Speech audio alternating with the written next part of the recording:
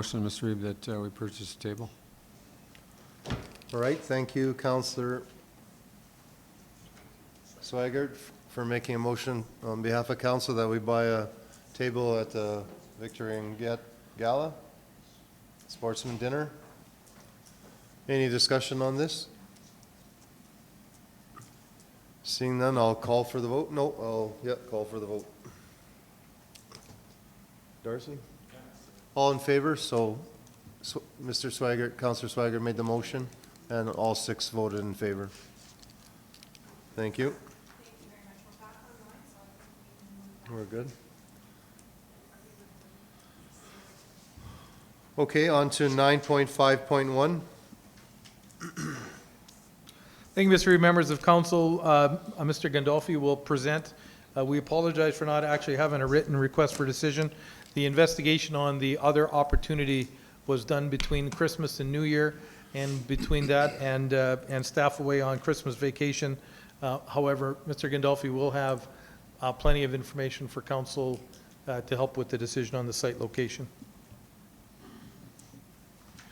Thank you, council. I actually do think we've got a bit of a presentation that we were able to put together. Okay. Sorry, Mr. CEO, we did do a little bit of work on this while we were waiting, so I think we'll be able to get an RFD and some appendixes up for you. So the fire hall, just give it another minute. Are you hopeful? You're hopeful? We'll get something. What I can do is I can read some of the preamble, and then we'll get it up here. Okay, perfect.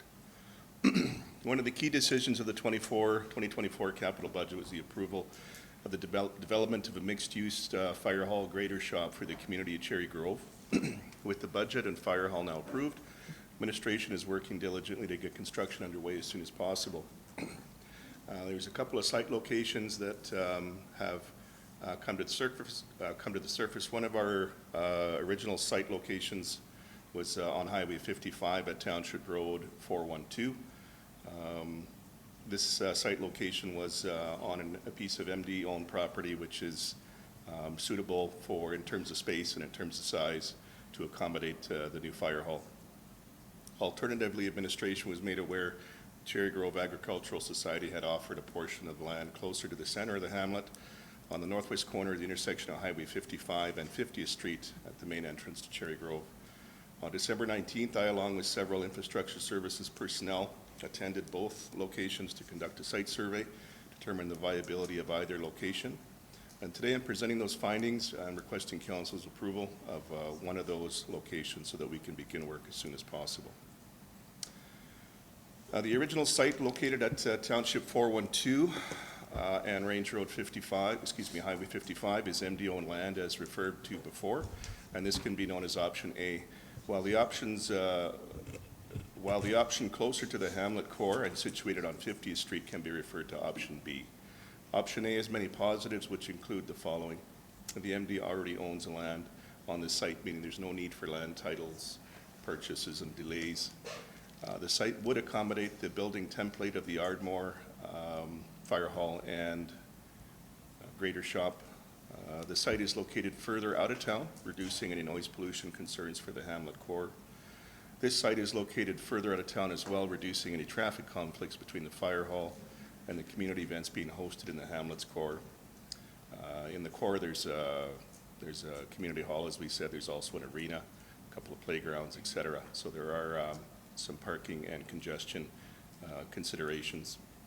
Option B, which is the land that was offered through the Ag Society, has a few complications. The land is not owned and would require a land transfer, legal costs, and delays. So we would have to take on that land and do the appropriate land transfers before we could get work started. Additionally, Alberta Transportation and Anaco Utilities have restrictions. In particular, because that particular site is long and narrow, and we do have some photos that we'll show shortly here, the building footprint itself would not fit right now in that present location. Alberta Transportation has a restriction of 243 feet from the middle of Highway 55 in either direction. It has to be free. It's a highway right away, and there can't be any development on north of 55 for 243 feet unless there are variances that are applied for and obtained. Additionally, there's also some restrictions with the power lines that run through that particular stretch of land. We'd have to get variances as well through ATCO or whoever the responsible authority is to try to build or potentially move some of those power lines. So any variances granted may involve further delays depending on the outcome, as remediation may be required prior to proceeding, for example, moving power poles and streetlights, that kind of thing. This site is also located very close to the core of the hamlet, which could cause egress and dispatch concerns. And the site is located close to a community hall and popular skating arena, and parking restrictions may be needed to satisfy these requirements. I'm going to switch to the appendixes here right away. However, the reference to the strat plan is goal number 2, enhancing safety in the community. There's various, in terms of provincial, federal legislation references, there's various zoning and policy setbacks associated to Alberta transportation and the utility corridor, as well as our own development and zoning bylaws. So there's just quite a few sections that would need to be listed there. There's quite a bit of legalese in this. The budget for the proposed fire hall, when it was being developed, there was only one site that was being considered. Because of the alternate site on 50th Street was not yet known, no funding was put aside for any site prep, which would include moving of power poles or streetlights or any of that type of remediation work as a result of any variances that we obtained. So any additional costs that could not be absorbed through the existing budget for the fire hall would be an additional cash call through council to make any changes. Communication strategy, there's no intent for us to put anything out there apart from what our planning and development people need to publish in terms of getting neighbors' approval and that kind of thing, wherever it is that the site happens to land on. And it's our recommendation that based on some of the complications that we see with the second site closer to the core of the hamlet, that we proceed with the original site, which was the MD-owned property located Highway 55 and Township Road 412 in the northwest corner of that intersection. That is our recommendation. And if I can have Appendix A put up, please.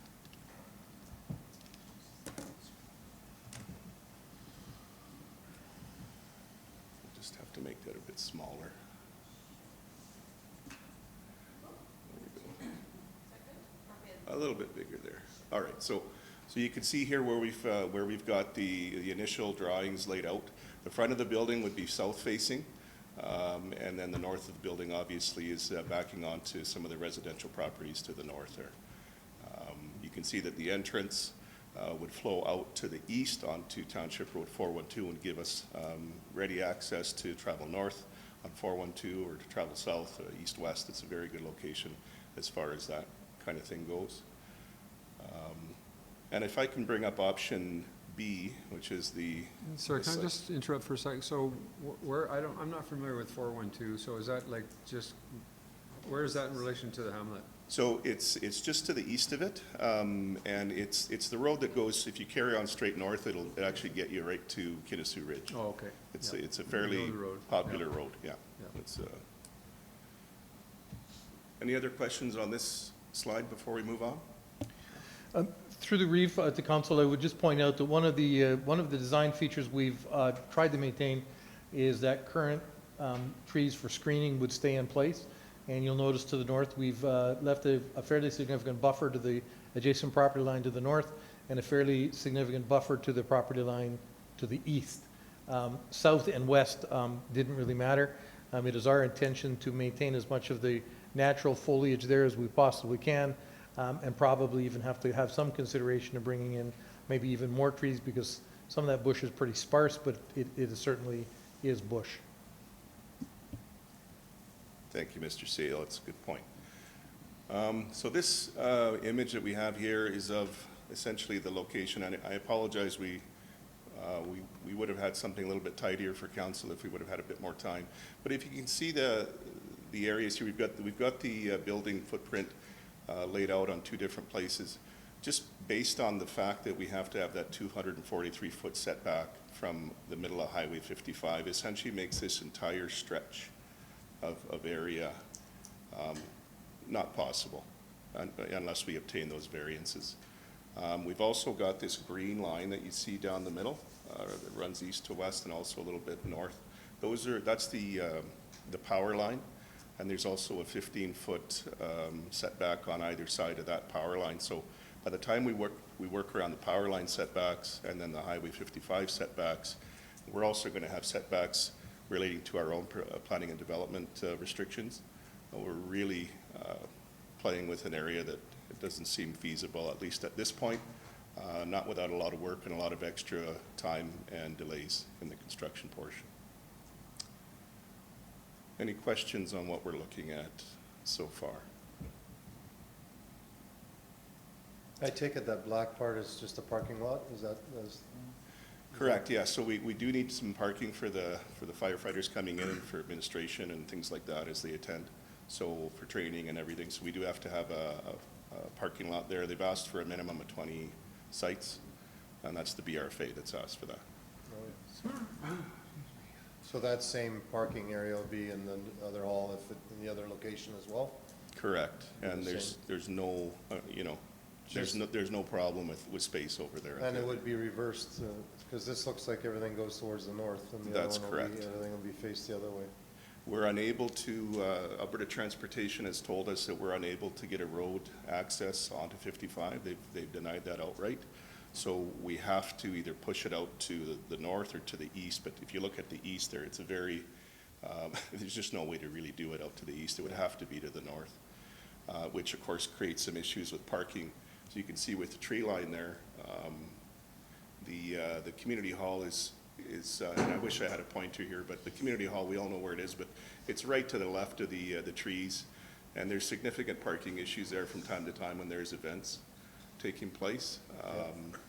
Throw in the arena, throw in the playground, and it's quite a busy little road. We'd likely be looking at having to impose some kind of parking restrictions, which might not be necessarily favorable to the residents of Cherry Grove.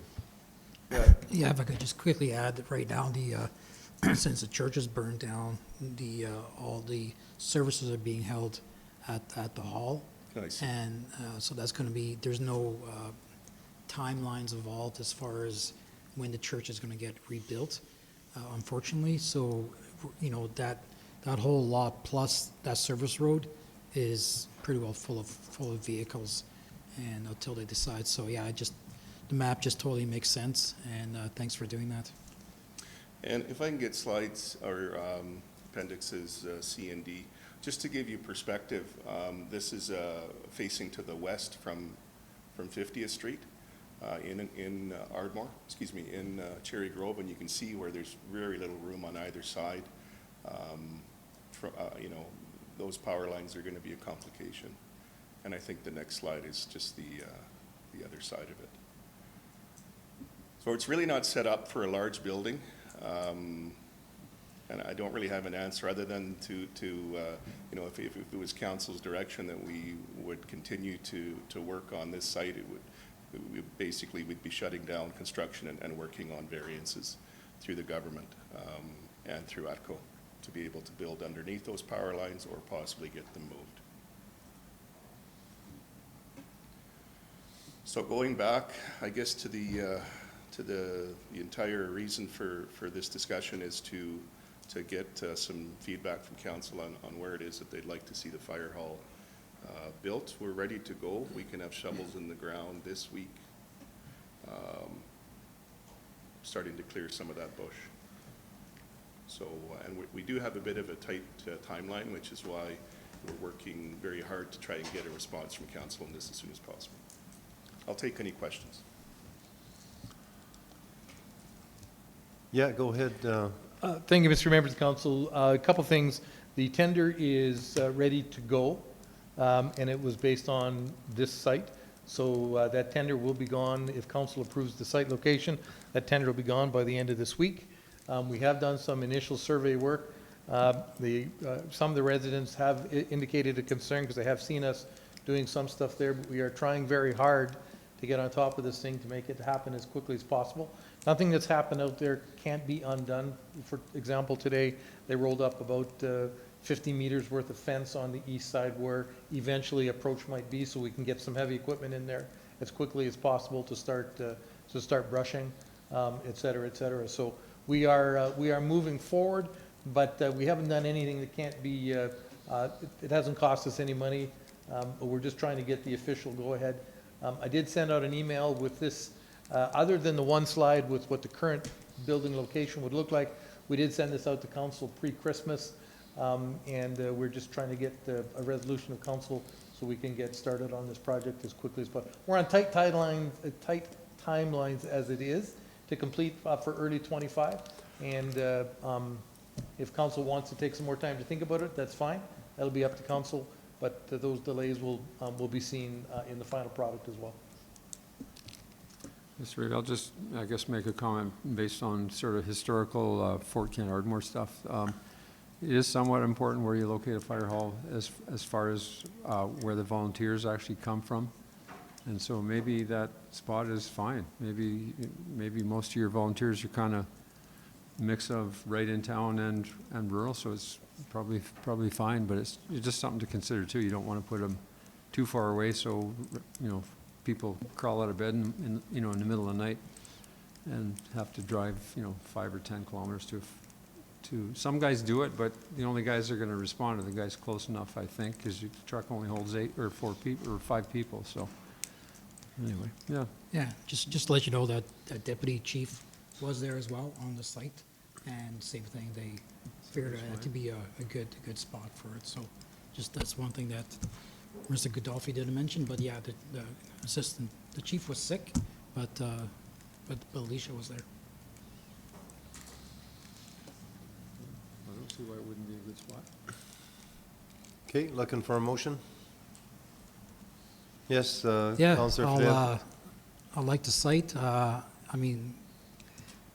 There's a couple upset neighbors that are right there, but with the they're one of the biggest concerns was being clear cut. According to the map, it's not going to get all clear cut. There's going to be some buffering, and it looks like a fantastic place. What I like about moving this forward quickly is just we just heard about the cost of doing business has increased. So the longer we wait, and the higher the cost can reach. So I'm happy to make the motion to accept this site. Mr. Reeve? Yes. And water's important, and I think they must have already looked at that. There's water close, or Tank system. it'll be a tank? Okay, well, we have a motion. Councillor Fidel, I was just waiting if they're going to write it out and print it up there so we can take a look at it. Okay, thank you, Councillor Fidel, for making a motion. On behalf of council, that council approves the site for Cherry Grove Fire Hall Greater Shop at the original site proposed at the northwest corner of the intersection of Highway 55 and Township Road 412. Any discussion on this motion? I know it's a tough place to build a fire hall anywhere, but it's always going to affect some residents. If you build it in Cherry Grove, it's right across from 3-4 houses there as well, and a hall. Any other discussion? Okay, seeing none, I'll call for the vote.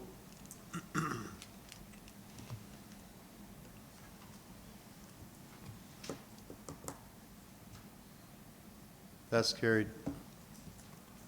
Thank you. Councillor. On to 10. Thank you, Mr. Reeve. Hogan. Members of council, just the council communication and the correspondence. I won't go through every one of them. I will point out a couple. We supported the town of Bonnyville for their Northern and Regional Economic Development Grant. They also supported our grant application. And we did receive a letter from the Minister of Municipal Affairs. The ACP grant, the Alberta Community Partnership Grant, that we applied for with County of Vermilion River and St. Paul Regional Economic Development was approved. That is the stranded asset program that was approved, and that letter was sent out both emailed council with council correspondence and is indicated here as well.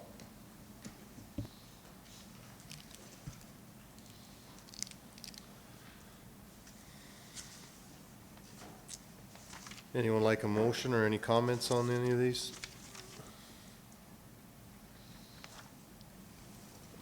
I'll make a motion to accept the said information. Okay, thank you.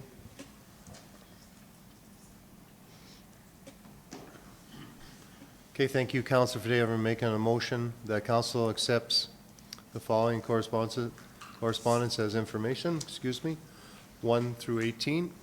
Any discussion on this motion? Seeing none, I'll call for the vote.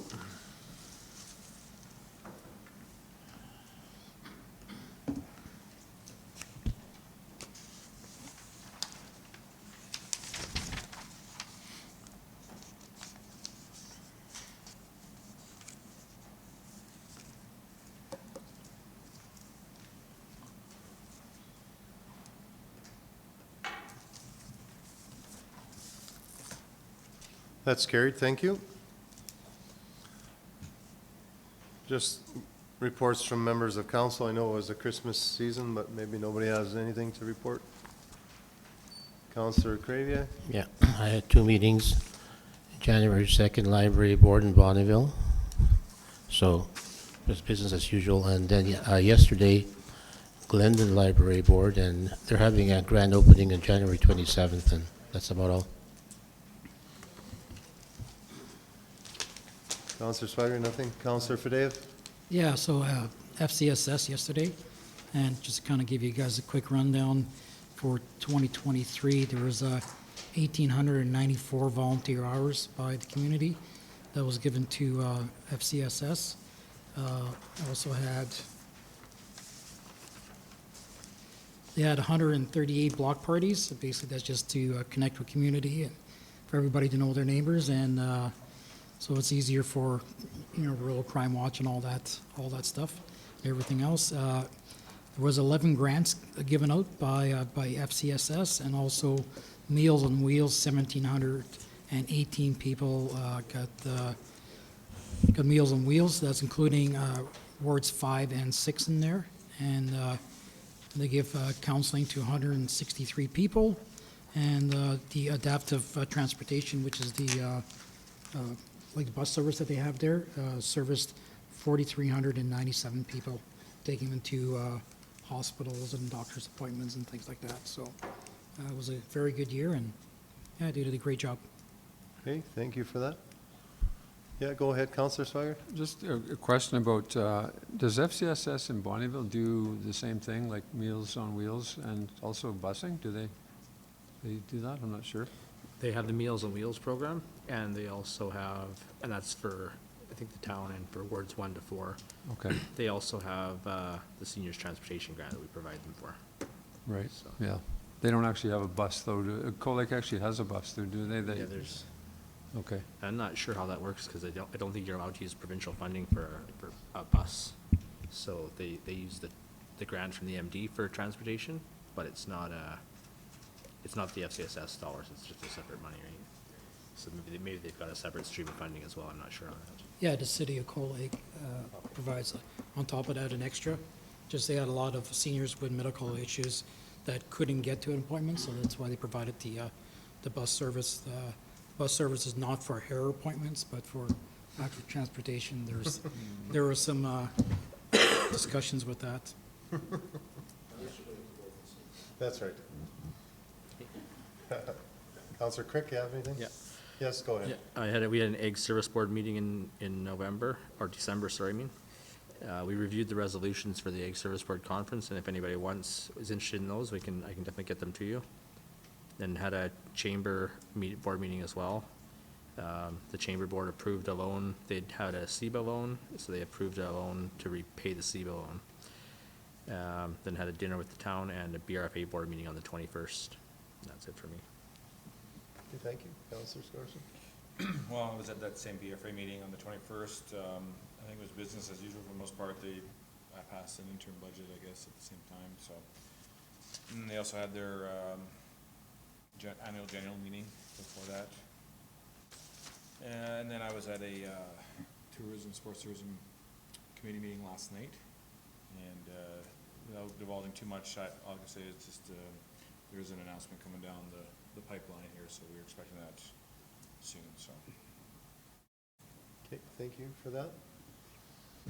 I don't have a lot, but Mr. Vispalco, Mr. Hogan, and myself attended a kind of a farewell retirement for Sheila, the CEO of St. Paul County. That was very well done. I was asked to speak a few words, and I just, on behalf of council, I just thanked her for her years of service. And Al didn't say too much in the corner, but I thought it was really well done. And you know, the Reeve there commented how she really was for the people of St. Paul County. So that was, and she was there for 15 years, meant a lot. So that's when someone's there for 15 years, that tells you something about them. So that was a really nice event, really.